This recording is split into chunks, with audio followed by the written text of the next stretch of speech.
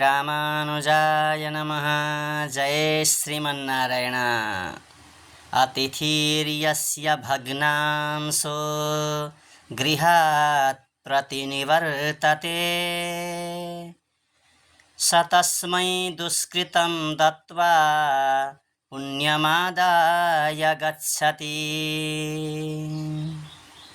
अर्थात् शास्त्रले हामीलाई के सम्झाउँदै हुनुहुन्छ, शास्त्रले हामीलाई कस्तो संगति गराउँदै हुनुहुन्छ, शास्त्रले हामीलाई कस्तो कस्तो उपदेश प्रदान गर्दै हुनुहुन्छ।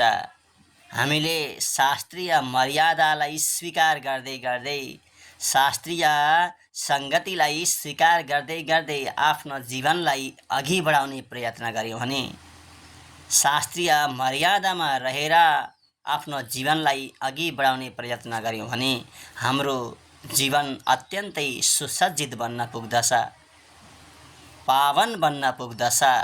यहाँ शास्त्रले हामीलाई कस्तो संगति गराउँदै हुनुहुन्छ, कस्तो ज्ञान प्रदान गर्दै हुनुहुन्छ, कस्तो उपदेश दिँदै हुनुहुन्छ, कस्तो मर्यादामा रहनुपर्छ भन्ने शिक्षा दिँदै हुनुहुन्छ। त्यस सम्बन्धी यो भाव हो। हामीले श्रवण गरेर हामी पनि त्यस्तै बन्नु पर्दछ। अतिथि देवो भव। अतिथि साक्षात् देवस्वरूप हुनुहुन्छ, देवता जस्तै हुनुहुन्छ। त्यो भावले हाम्रा घरमा कोही पनि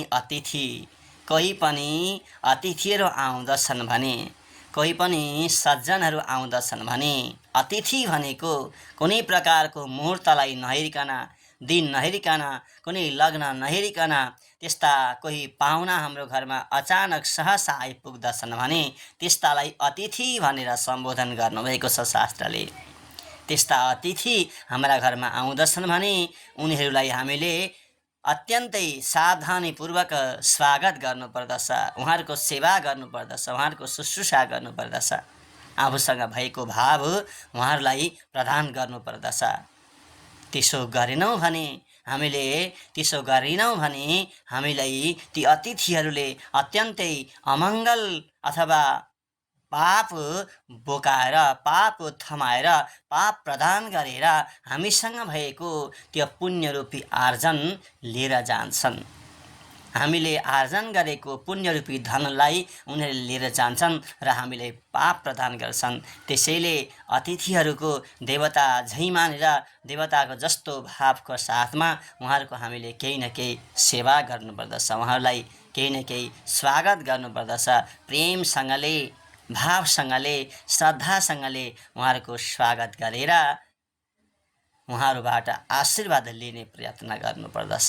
जय श्रीमन्नारायण।